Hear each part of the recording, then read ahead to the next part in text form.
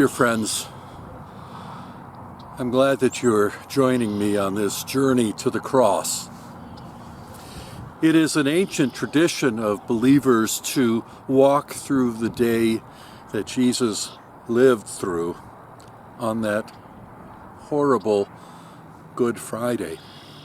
And so on this day, while we are unable to gather together as followers of Jesus to see each other, I thought it would be appropriate to tell the story in locations around our city and places that might have some meaning, and share the story through Scripture. At each place, I will stop and read the story, and I invite you to journey along with me in these places, taking time to pray and meditate and think on the story of Scripture that's told on this Good Friday. Some places you may recognize as familiar places, and they are not meant to signify anything other than these are the places of our world. And perhaps this story could have taken place here. And so, journey with me on this horrible Good Friday.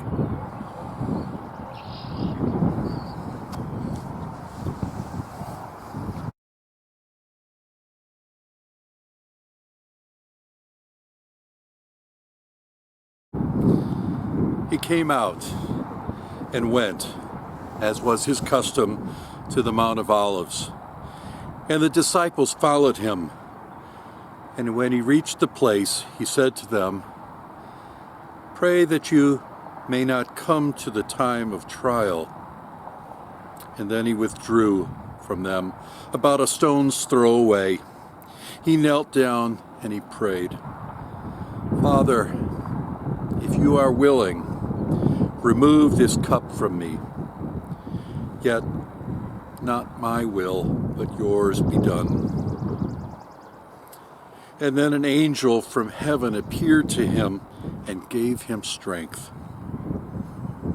In his anguish, he prayed more earnestly, and sweat became like great drops of blood falling down on the ground.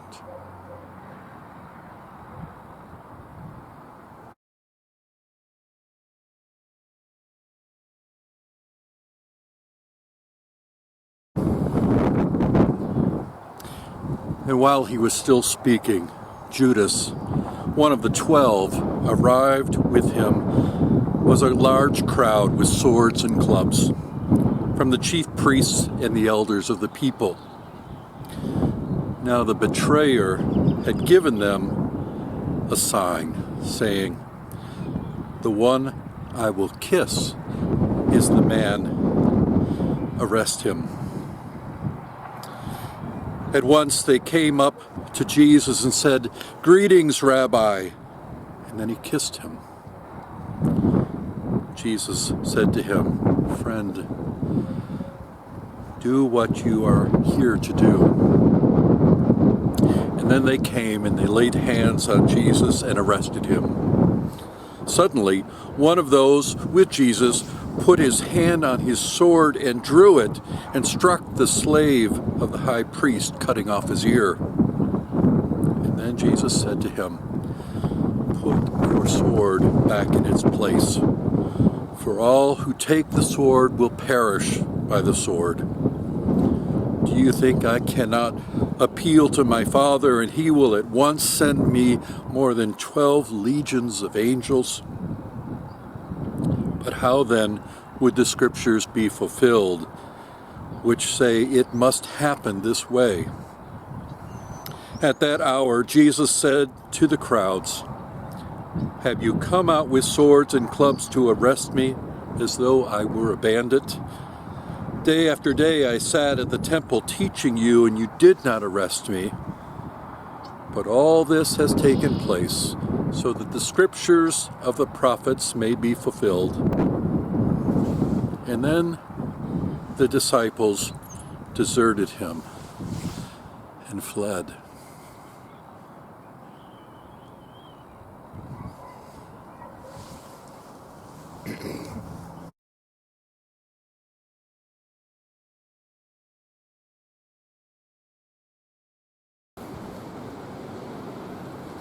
But he sat in silence and did not answer.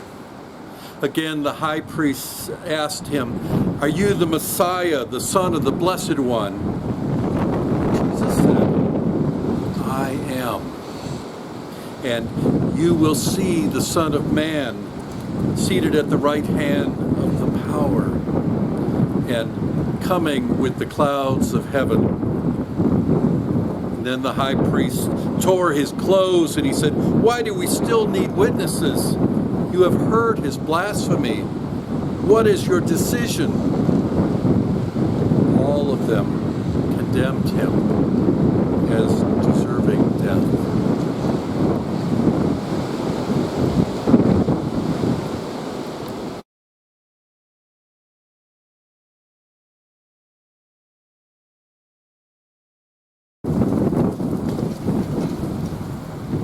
And then Pilate entered his headquarters again, summoned Jesus and asked him, "Are you the king of the Jews?" Jesus answered, "Do you ask this on your own, or did others tell you about me?" Pilate replied, "I am not a Jew, am I? Your own nation and the chief priests have handed you over to me. What have you done?" Jesus answered, "My kingdom is not of this world.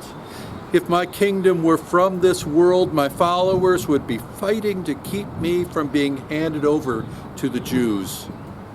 But as it is, my kingdom is not from here." Pilate asked him, "So you are a king?" And Jesus answered, "You say that I am a king. For this I was born, and for this I come into the world, to testify to the truth. Everyone who belongs to the truth listens to my voice."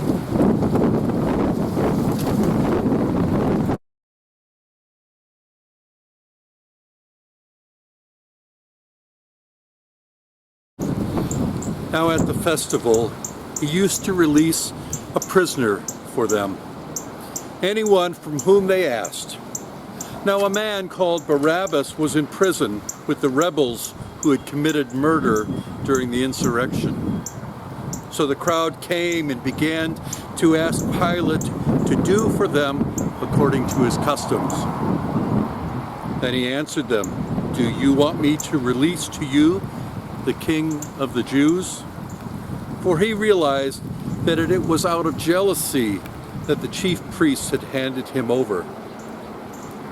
But the chief priests had stirred up the crowd to have him release Barabbas instead of. So Pilate spoke to them again, "What would you wish me to do with the man you call the King of the Jews?" And they shouted back, "Crucify him." Pilate asked them, "Why? What evil has he done?" But they shouted all the more, "Crucify him!" So Pilate, wishing to satisfy the crowd, released Barabbas to them. And after flogging Jesus, he handed him over to be crucified.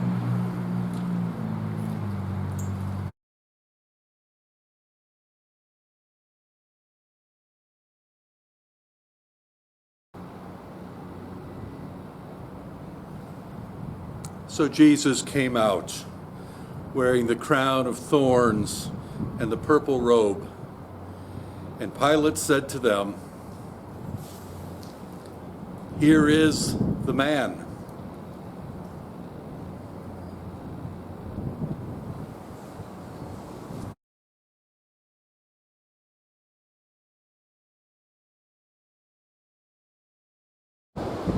For this reason, the Father loves me, because I lay down my life in order to take it up again. No one takes it from me, but I lay it down of my own accord. I have power to lay it down, and I have power to take it up again. I have received this command from my Father.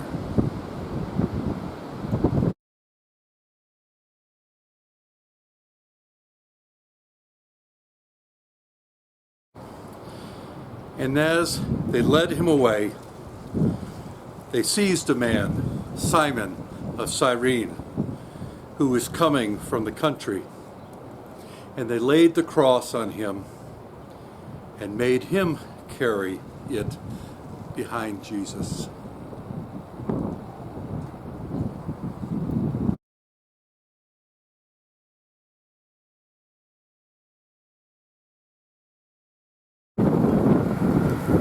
A great number of people followed him, and among them were women who were beating their breasts and wailing for him.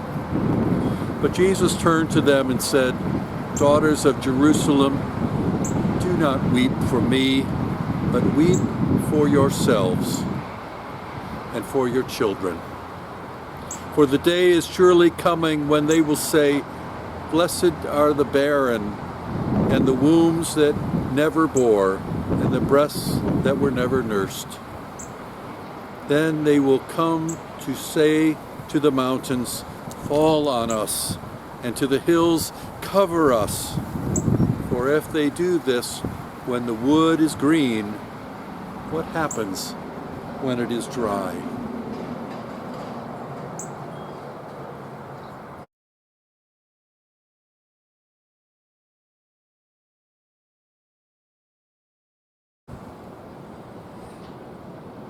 When they came to the place that they call the Skull, they crucified Jesus there with the criminals.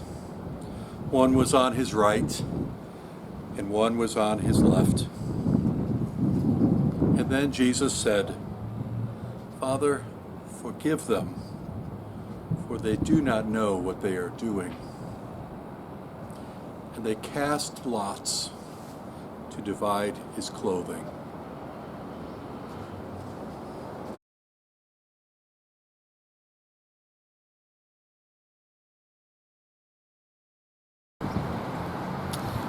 One of the criminals who were hanged there kept deriding him and saying, "Are you not the Messiah?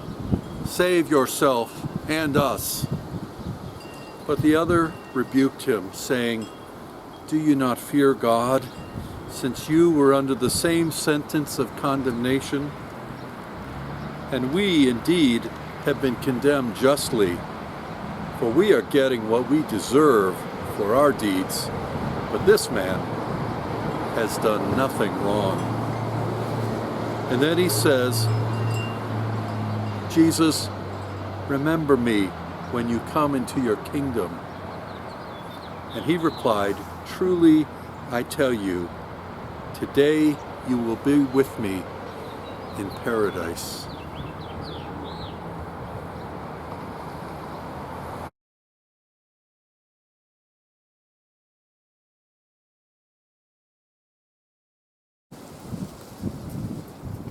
And that is what the soldiers did.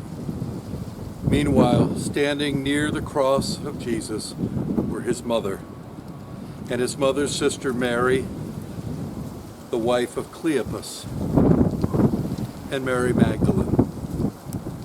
When Jesus saw his mother and the disciple whom he loved standing beside her, he said to his mother, "Woman, here is your son." And he said to the disciple, "Here is your mother." And from that hour, the disciple took her into his own home.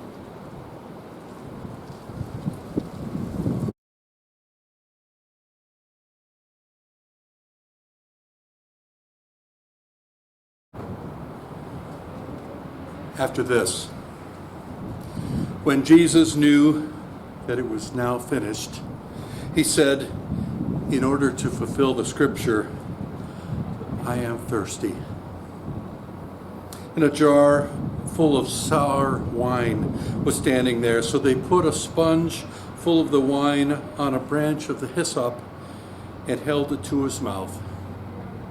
And when Jesus had received the wine, he said, "It is finished." And then he bowed his head and he gave up his spirit. Since it was on the day of preparation, the Jews did not want the bodies left on the cross during the Sabbath, especially because that Sabbath was a day of great solemnity. So they asked Pilate to have the legs of the crucified men broken and the bodies removed. When the soldiers came and broke the legs of the first and of the other who had been crucified with him, but then when they came to Jesus, they saw that he was already dead, and they did not break his legs.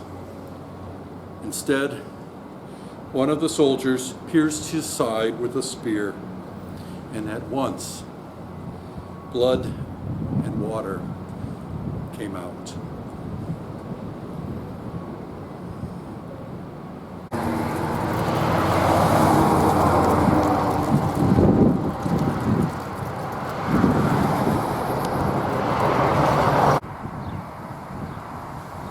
After these things, Joseph of Arimathea, who was a disciple of Jesus, though a secret one because of his fear of the Jews, asked Pilate to let him take away the body of Jesus. Pilate gave him permission, so he came and removed the body. Nicodemus, who had first come to know Jesus by night, also came, bringing a mixture of myrrh and aloes, weighing about 100 pounds. They took the body of Jesus and wrapped it with the spices in linen cloths, according to the burial customs of the Jews. Now there was a garden in the place where he was crucified, and in the garden there was a new tomb in which no one had ever been laid. And so because it was the Jewish day of preparation and the tomb was nearby, they laid Jesus there.